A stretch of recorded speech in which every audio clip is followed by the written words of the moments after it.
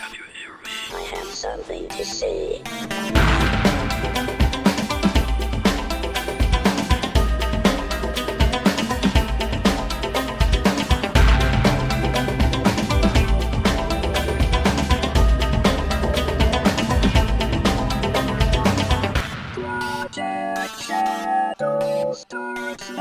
Hello everybody, and welcome to this episode of Project Shadow. My name's Charlie. You might know me better as sci-fi fantasy writer C.E. Dorset, and today we're going to talk about Star Wars and other things, but mostly Star Wars. Actually, we're going to be spending a lot of time talking about something Yoda said. I wanted to start this episode just by saying, if anybody out there is having a really bad time right now, you are not alone. I don't want to get into it because I've been asked not to, but some people who are very close to me are having some serious health problems right now. And if I sound a little down or distracted, then that's what it is. And to any of my friends and family who are listening, if you don't know what I'm talking about, then you probably don't know the person involved. So don't worry about it. But, you know, I don't know. So if I sound a little bit down, that's why. And I just thought I should say that up from the top because I am known for having some depressive issues, and that's not what it is. It's just life, because life is a many splendid thing. Okay. So last week I did an episode that I thought would have generated much more discussion than it did, titled How George Lucas Made the Perfect Prequel. And in it, I discussed the Clone Wars and said that, you know, there was a lot of things that happened in the Clone Wars that I really, really liked, and that I would like to take some time and actually do a series going into the Clone Wars and, you know, discussing events that took place there. And the story I'm going to talk about today is actually from the first arc of the story. So if you're not familiar with Clone Wars, it was an animated series that George Lucas made, I believe, in association with Disney, which is why I think some people think that it's a Disney program and not something that George Lucas wanted to do. In fact, when Disney was done with the series and George wasn't, he took the final season to Netflix and put it up over there. So all of this occurred prior to Disney buying LucasArts. It is an animated series that, if you're familiar with the classic Doctor Who series, it's kind of like that. It involves smaller story arcs that usually break up an event over somewhere between 1 to 4 episodes, and each episode being a contained story within itself, but generally building on the one before it in these kind of like 3, sometimes 4 episode arcs. And then we go off to a different place and a different series of events. And that's how the whole series ran. With few exceptions. One of the things that this did for the series is it gave it the ability to be a bit more epic, even though it was only running 22-minute episodes, because in fact, for every storyline, it was doing a 66-minute episode, if you will, because if you put all 3 parts together, it was kind of making a short movie. The brilliance of this format was they could focus on telling a small story that you need to tell in a 22-minute episode, but by breaking up a larger story that would take, 3 episodes to tell, to do that, they were able to fit each episode into a grander arc without having to, get into some of the issues that other shows do by doing season-long arcs. It worked out really, really well.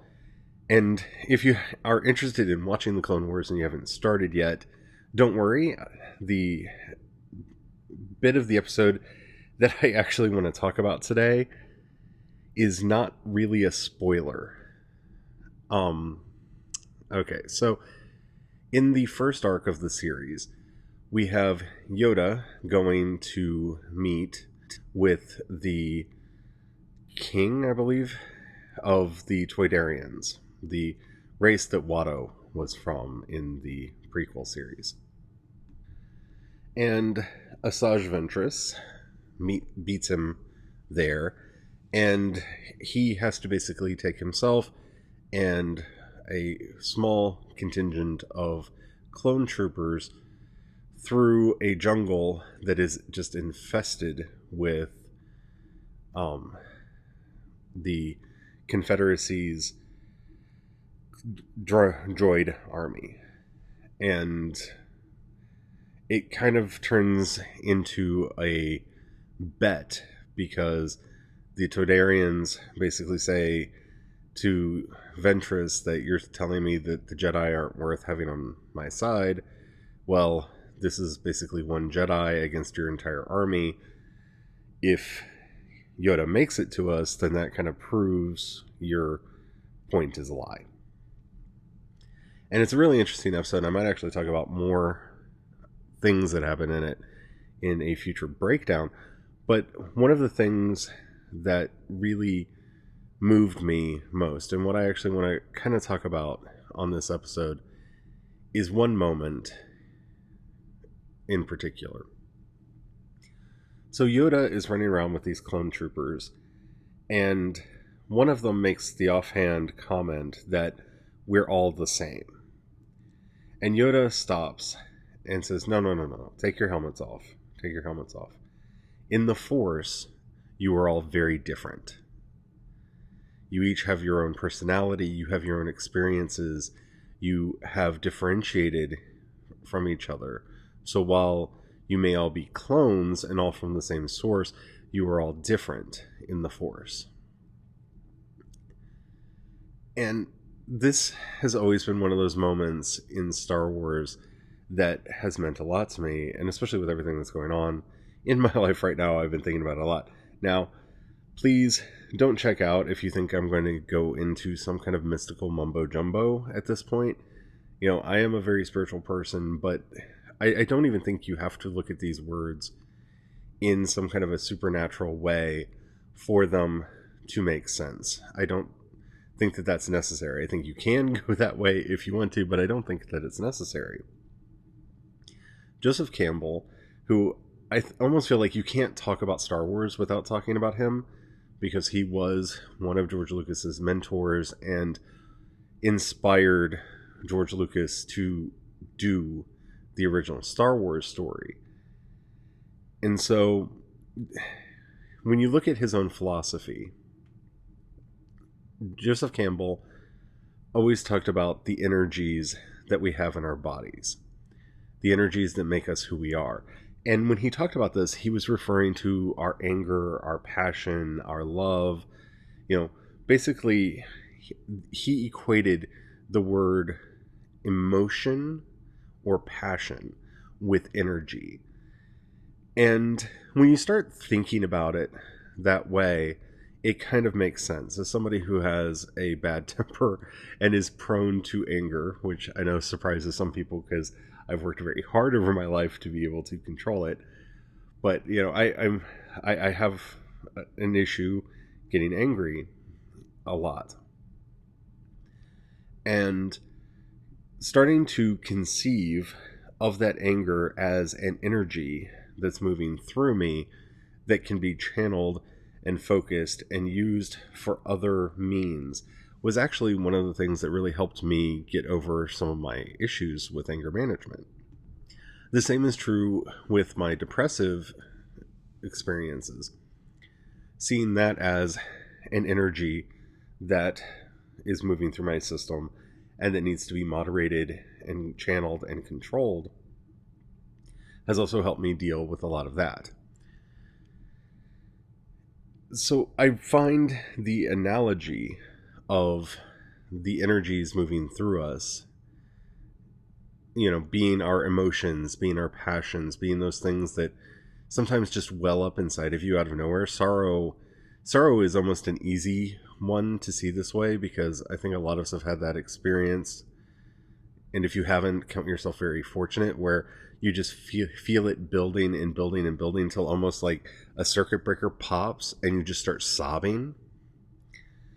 And after that, there's this kind of release, this kind of relief that comes because that circuit breaker popped and you were able to cry.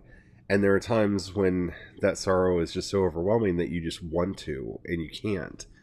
And you just want that, circuit breaker to pop so that, you will, shed some tears and have some catharsis and feel better at the end of the day. So whether or not you want to see the Force as, it's portrayed in the series as, the energy that connects and binds all life together, or a metaphor for the energies within your body that, help you to do the things that you do, your appetites, your hungers, your desires, your emotions, your passions. I think both are equally effective.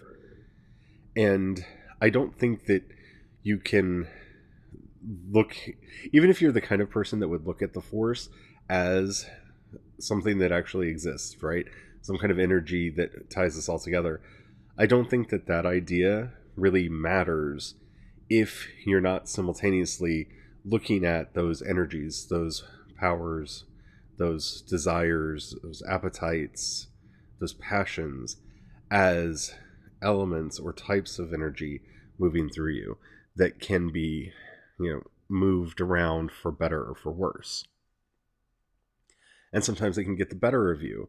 And sometimes, it's just not there when you want it to be. Creativity is a good example of that. And it's just this beautiful moment in this episode where he's talking to these clone troopers and explaining to them that through the Force he can see them and see them as something unique. And I don't know, I find that empowering in such an amazing way because, yeah, I know that I'm not like a lot of other people. I have people remind me of that way too often. But at the same time, having a metaphor through which I can look at and understand that difference within myself, it's been so empowering throughout my life. And to have it so wonderfully set up and explained as it is by Yoda in this particular episode, it means the world to me. And so it's something that I kind of want to spend some time discussing with you all so that you can understand your own specialness. Because I think we suffer from Brad Birdism way too much. If you're not familiar with who that is, he did both of the Incredibles movies. He's done other stuff too, but most people would recognize, especially when I'm citing here, from his interest in his work in the Incredibles. That statement by Dash. Everyone. When Flexigal says, everyone's special, and Dash says that's just a nice way of saying no one is. Because we do live in a world where we're often told, no, you're special. Everyone's special in their own way. Everyone's unique in their own way. And that does, from time to time, kind of make you feel like Dash. Well, if everybody's special, then nobody's special. But that's not the case. That's not true. Each of us have our own, set of energies moving within us that make us separate and distinct in the Force, like Yoda said. And so for me, that's my interest in art and creativity and music and writing and the stories that I tell, which are different from the stories that other people tell. And, my expression of gender differs from a lot of other people's. And there's just so much in there. But before we fully talk about this and explore it, let's take a moment for today's sponsor. And we're back. So before the break, we were talking about how everyone is. I really feel weird about this. Everyone is special in their own way. And we've had some really good plays on that lately in film.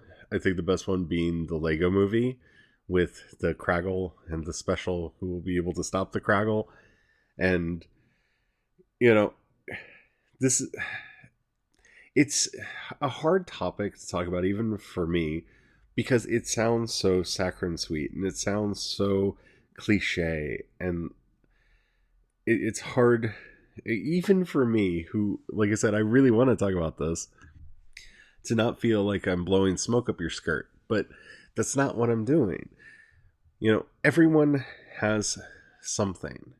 Everyone has a collection of some things. And whether it's a special talent, which I've noticed throughout my life, most people have a special talent, even when they don't recognize that they have a special talent for cooking or writing or poetry. Or I have a friend who is a master with playlist creation.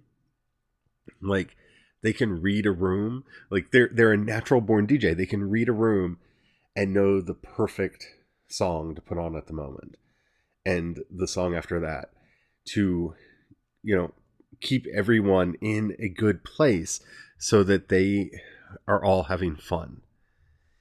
And that's such a wonderful, wonderful gift to have. And what I would challenge you with, if you don't already feel like you know what it is that makes you special and unique in the Force, that you take some time today, tomorrow, and the next day to hunt down and find what that is. Find what it is that makes you feel special. What is it that makes you special? It could just be that you're a good reader. That's a glorious gift to have. It's actually one that I wished I had, because I love to write and I love to read, but I'm a very slow reader and I am slightly dyslexic. So I have a really hard time reading, and I often have a hard time recalling things that I've read, which is one of the reasons why I've defaulted to audiobooks so much over the years, for my own entertainment. That's a special thing. It may not feel special, but it is. Everyone has something. I have an aunt. I had an aunt. Unfortunately, she's passed. But, I had an aunt who had this uncanny second sense of when somebody was going to need a pick-me-up. And she would just pick up a card and send it to you. And I remember so many times when, she lived in Missouri and I lived in California at the time. And I would go out to my mailbox and there would be a card in there from her. Just a silly little joke card. And she'd just write in there, "I hope you're having a good day. I was thinking about you." And it would just make my day, because, life was hard for a long time when we lived out in California. A lot of stuff happened. But it would really make my day. It really made things feel better. It made me feel better. And that's a gift. And I talked to her about it a couple times. And she just would look at me and laugh and go, "It's nothing special. I'd just be at the store and I would see a card and I'd think of you and think, oh, I bet, they'd like that card," and then buy it and send it. But that's a gift. I don't have that gift. Like, I never see a greeting card and think to myself, I bet so-and-so would like to have that.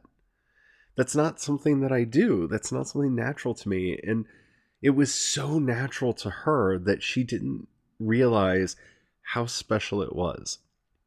And she didn't realize how much it helped, in some of the dark times that I had, to get just out of the blue this card.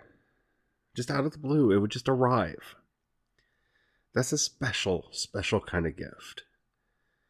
I've got a friend who lives really far away, And whenever I'm having a really bad day, or, I'm really thinking about something, you know, and starting to ruminate on it, she has this uncanny knack of just texting me and sending me inappropriate gifts that makes me laugh.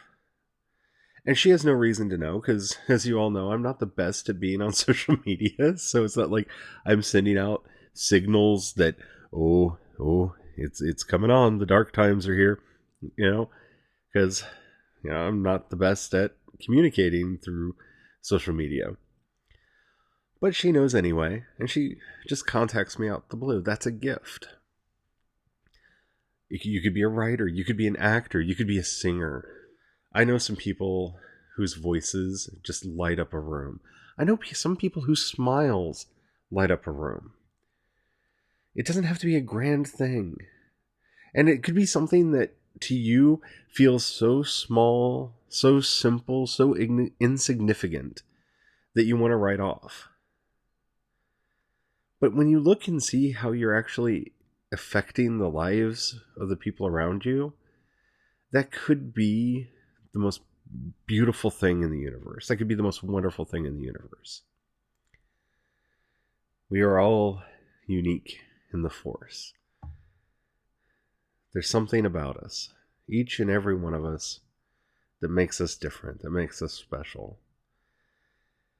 And I really want you to make sure that you find yours. And I would love to hear it. This is one of those times where normally at the end I say to go download the Anchor app, follow Project Shadow over there, and send a voice message. Click the voice message button. But this is one of those times where I'd really love for you all to do it. If you would, just load up your app store on whatever device you're on, look for the Anchor app, follow Project Shadow, download it, follow Project Shadow, and send me that 1-minute message about what it is that makes you special. I would love to do an episode just sharing your specialness with the group and sharing your specialness with everyone else. I think that would be amazing. I think that would be so much fun. And you can keep it anonymous. Like, you don't have to say your name.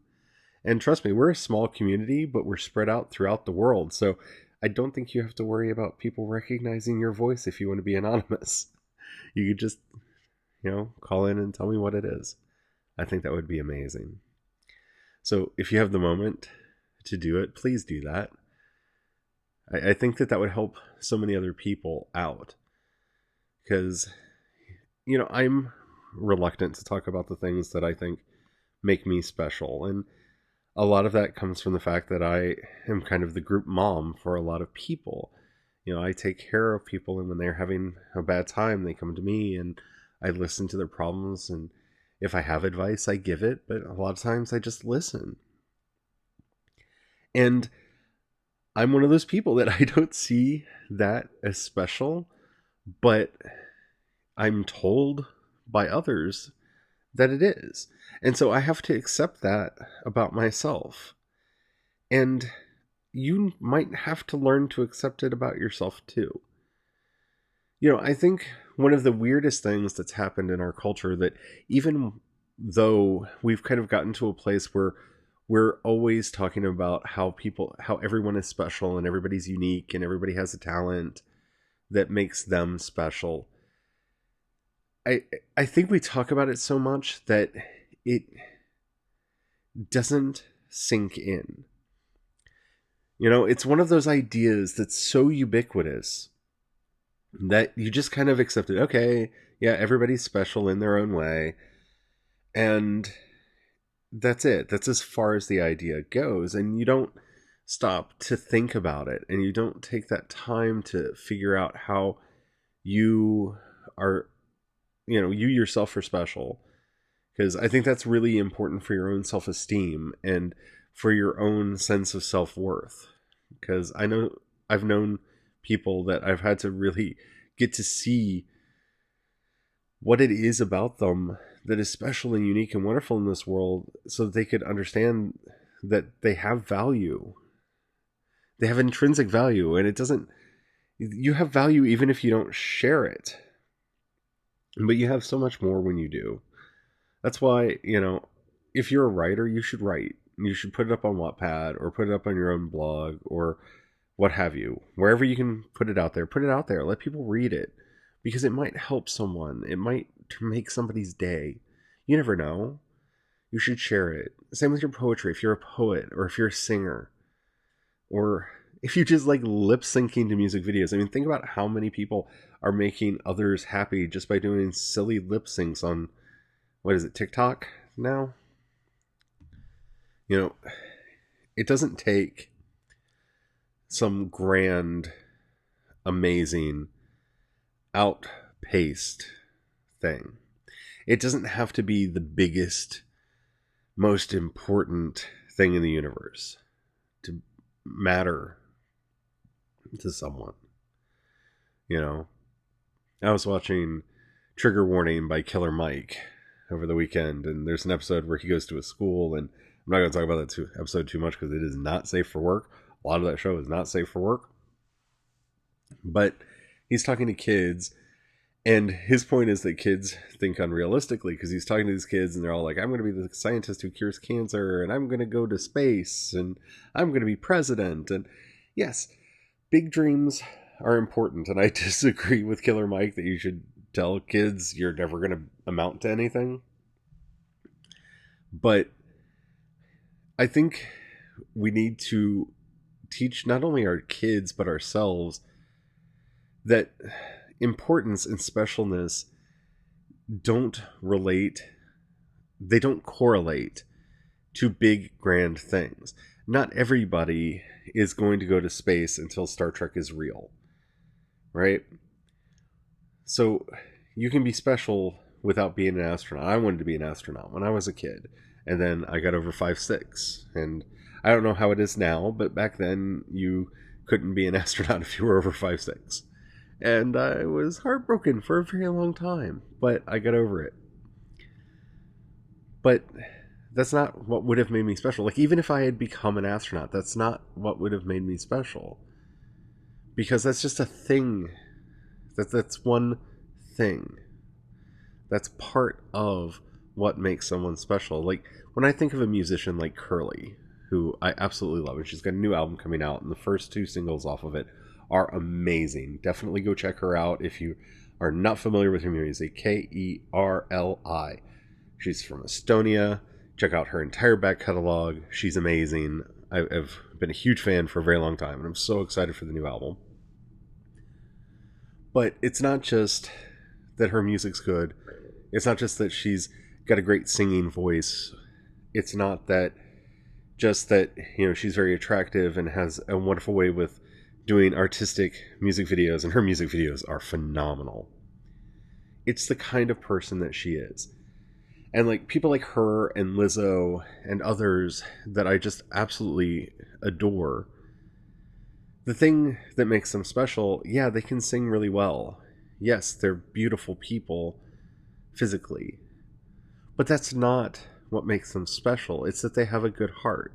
Like, I liked Lizzo's music for a long time, but what like made me truly fall in love with like her in this parasocial relationship is it was her interacting with her fans on Instagram, because they have this feature like when you're doing a live stream that others can call in, and watching her interact with her her fans, it melted my heart.